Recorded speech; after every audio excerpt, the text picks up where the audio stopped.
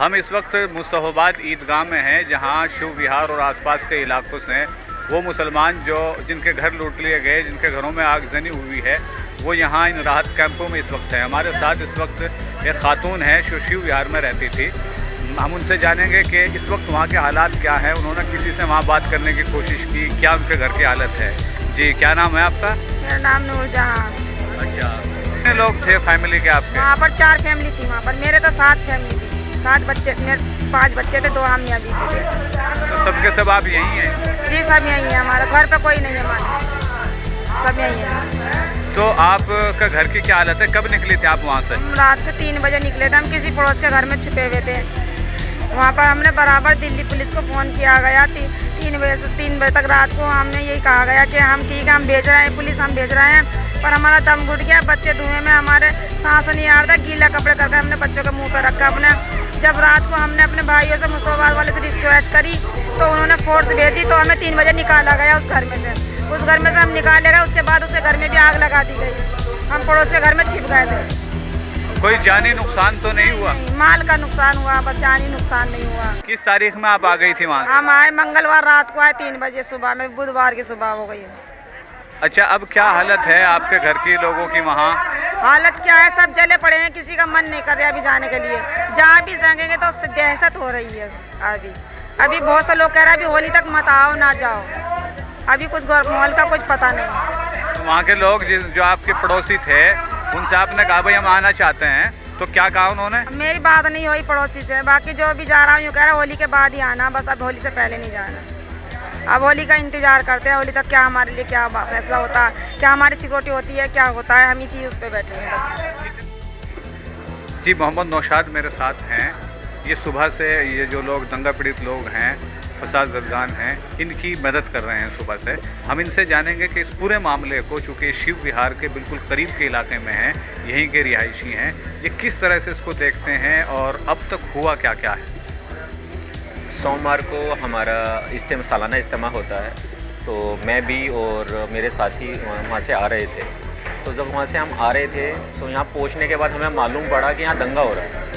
ठीक है, यहाँ पे जो भजनपुरा और चांद बाग में लोग पत्थर, डंडे, ठीक है, धारदार हथियार और यहाँ तक कि बंदूकें लेके भी हमला कर रहे थे। हम किसी तरह बचते हुए वहाँ से निकलकर घूमकर हम आए और गोकलपुरी से हमने अपने घर पर आ गए। जब हम गोकलपुरी से एंटर करें तो नाले के पास 800 से 900 लड़के जो RSS जय श्री राम का नारा लगा रहे थे, वो मीटिंग कर रहे थे और हर बाइक को रोक रहे थे और उनका नाम पूछ रहे थे। मैं किसी तरह वहाँ से बचकर अपने घर पहुँचा।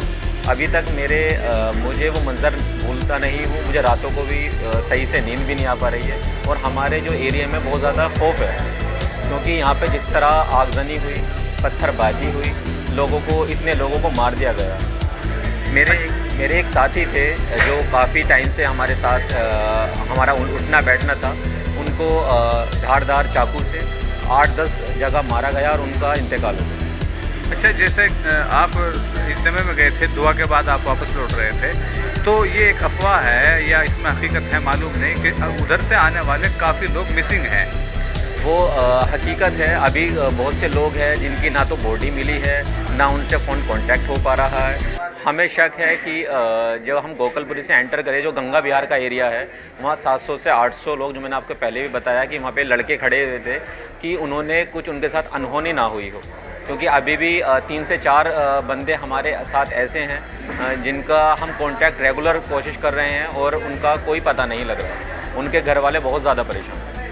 अच्छा, यहाँ जो है कुछ और लोग भी, जैसा कि आज एक टीम यहाँ पहुँची, इन्होंने लीगल हेल्प के लिए डेस्क लगाए और अपना काम किया। कुछ दूसरे लोग भी आप पहुँच रहे हैं, उन्होंने भी कोई कांटेक्ट किया आप लोगों से? जी, वो एक अल हिंद हॉस्पिटल है, माशाल्लाह वो लगे हुए हैं। उन्होंने रेगुलर 24 तारीख से ही जब जो भी इंजर्ड आ रहा था उनकी वो हेल्प कर रहे हैं। और हमारी MCI जो है ये भी सुबह से माशाल्लाह लगे हुए हैं, सब लोगों की हेल्प कर रहे हैं। जो परेशान, जो सिर्फ बिहार में इतनी ज़्यादा आगजनी हुई, सबके घर जला दिए गए और वो बहुत ज़्यादा खौफ में हैं। वो इतने ज़्यादा खौफ में हैं तो उनको समझ में नहीं आ रहा है ये हुआ क्या। जो 30 से 40 साल तक एक साथ भाईचारे के साथ रहते हुए हैं, उनके सारे एक घर ढूंढ के वहाँ शिव विहार में अगर 2 मकान है, एक मुसलमान का और एक हिंदू का, तो हिंदू का मकान में कोई प्रॉब्लम नहीं है और मुसलमान का घर पूरा जला दिया गया, तहस नहस कर दिया गया है। तो इन इलाकों में जो आसपास के इलाके हैं, चांदबाग, मुस्तफाबाद, शिव विहार, यहाँ सबसे ज़्यादा नुकसान भजनपुरा से लेकर चांदबाग से कहाँ सबसे ज़्यादा नुकसान है? यहाँ सबसे ज़्यादा नुकसान शिव विहार और चांदबाग के एरिया को हुआ है। वहाँ पे शोरूम, दुकानें चांदबाग में आग लगा दी गई हैं और जो शिव विहार में एक भी घर नहीं छोड़ा गया है, सारों घरों में आग लगा दी गई है, सारा सामान निकाल दिया गया है और सामान बाहर निकाल के आग लगा दी गई है और ऑटो, मोटरसाइकिल, कारें, किसी को नहीं छोड़ा। तो ये हैं हालात। चूँकि घरों से बाहर अगर निकाल कर कहीं आग लगाई गई है तो उसकी सीधी सी बात ये है कि वो घर अक्सरियती फ़िरके के लोगों के थे, मुसलमान उनमें किराए पर रहते थे, इसलिए उनका सामान निकाल कर उस सामान में आग लगाई गई है, घरों को नुकसान नहीं पहुंचाया। और जो मुकम्मल नीचे से लेकर ऊपर तक मुसलमानों के मकान थे या फ्लैट थे, उनमें लूट-पाट के साथ आग जनी हुई है। आप सोच सकते हैं कि ये दरिंदगी कौन करता है और कौन कर सकता है।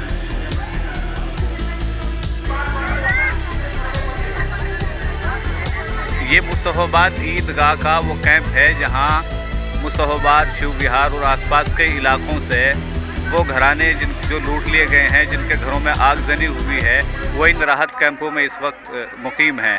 हमारे साथ एक खातून हैं जो इसी तरह के शिव विहार में एक झगड़े में यहाँ आई है। उनसे बात करते हैं कि उनके घर की क्या हालत है। जी, कब आई थी आप? हम आए थे, कौन से दिन आए?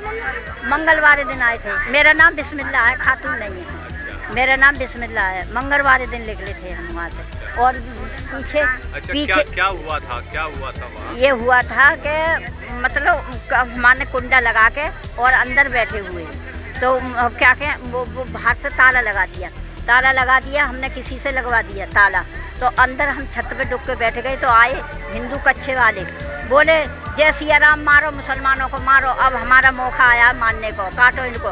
दरवाज़ा तोड़ दिया, बाहर सारा लूट कर लिया, सिलेंडर निकाल लिए और निकाल के आग लगाने को थे। 15 फुट गली थी, लगाने को हुए तो हिंदू भाई ने जो कही आग मत लगाओ, हमारे घर भी जलेंगे। तो सिलेंडर ले गए, घर में जो नगदास थी, जेवर था, वो निकाल लिया और आग नहीं लगाई।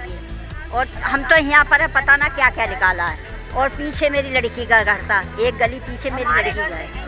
ये अब आप जाएंगी वहाँ?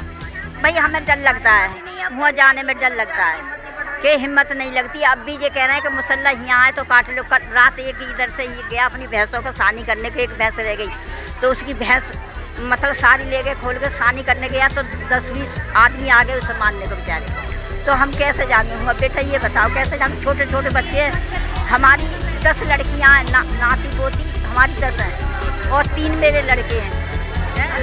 आप भी वहीं रहती थी?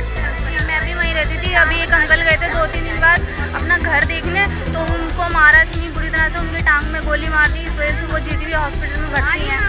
अच्छा, आपके घर में कोई नुकसान हुआ है? जी हाँ, उसके नाम में लूटा गया है, बस आग नहीं लगी है। अब ये नहीं पता, पर इतना पता है लूट लिया गया हमारा घर। कितने लोग थे घर में आप? हम 7 मेंबर थे घर में, 7 मेंबर थे। 4 बहनें थी हम और एक भाई था मेरा, पापा मम्मी, बस। ये वहाँ सब अम्मी हम घर में थे, पापा घर में काम, वहीं कारखाने में काम करते हैं। वहीं क्या हुआ था वहाँ उस टाइम सुनने में जैसे झगड़ा हुआ, मतलब कि सब लोग भागा दौड़ी करने लगे, तो पापा ने अंदर से गेट भेज दिए और गेट भेजने के बाद फिर हम लोग अंदर हो गए, तखत पे छुप गए सारे लोग। हमारा तो छोटा सा ही, हम किराए पे रहते हैं, हमारा अपना नहीं था। तो पापा जब वहाँ पर ज़्यादा होने लगा तो हम लोग वहाँ बैठे रहे। उसके बाद पापा ने बोला बेटा धीरे धीरे निकाल देंगे हम धीरे धीरे। तो वहाँ सब लोग भागदौड़ मचा रहे थे, तो इतने में पापा ने देखा कि थोड़ी बहुत पुलिस है, तो उसी के टाइम पापा ने निकाल दिया हमें, बहनों को निकाल के फिर वहाँ से निकल लिया है। दुकान में ताला वैसे लगा के फिर आ गए। फिर उसके बाद नहीं पता क्या हुआ, मतलब हमारा कारखाना और रहते वहीं थे हम लोग। तो अब आप जाना चाहेंगे वापस? वहाँ तो बहुत डर लगता है। उस दिन भी गए थे, बहुत ज़्यादा कुछ नहीं है वहाँ, खाली है। वहाँ जो भी जाता है एक तो मार के भगा देते हैं, इसलिए डर लगता है कि वहाँ नहीं जाएंगे। वहाँ बिल्कुल खाली खाली सा है सब और डरावना सा लगने लगा है। जला दिया है सब कुछ, अकेले से लगते हैं, वहाँ अच्छा नहीं लगता। 5 गली नंबर 3। अपना मकान था आपका या किराए का? नहीं, अपना मकान है हमारा। क्या देखा था आपने वहाँ? हमने ये देखा कि सोमवार को झगड़ा चालू हुआ हल्का फुल्का था। ऐसे लोग कहने लगे झगड़ा हो रहा, झगड़ा हो गया यहाँ, ये क्या कहते हैं तमाम चांद बाग में हुआ है। मैंने हमें तो पता नहीं, चांद बाग में ये लड़की गई थी स्कूल, तो यहाँ तो कोई झगड़ा वाली बात नहीं है। इतने में ही 2 बजे के बाद में तो झगड़ा बहुत बढ़ गया, बहुत ज़्यादा। 2 बजे बाद 2-2:30 बजे के बाद में तो झगड़ा बहुत बढ़ गया। तब भी हमें इतना वो नहीं था कि भाई झगड़ा ऐसा हो रहा है कि लोग भाग। आपके घर में किसी को कोई चोट या कोई जानी नुकसान तो नहीं है? जानी नुकसान नहीं है, वैसे हमारा सामान सारा लूट के ले गए, हम तो घर छोड़ के भागे हैं। यहाँ ज़्यादातर लोग वही हैं कि हमारे घर लूट लिए गए हैं, लेकिन जानी नुकसान की कोई इत्तला नहीं है। ये लोग अपने घरों को वापस भी नहीं जाना चाहते, इनके दिलों में डर है, खौफ है। अब सरकार को ये चाहिए कि इनका डर दूर करे, और डर दूर करने के साथ साथ इनके घरों में जो लूटपाट हुई है, जो नुकसान हुआ है, उसकी भरपाई करे। मुस्तफाबाद से मोहम्मद मुबारक कासमी, मशीक न्यूज़ के लिए।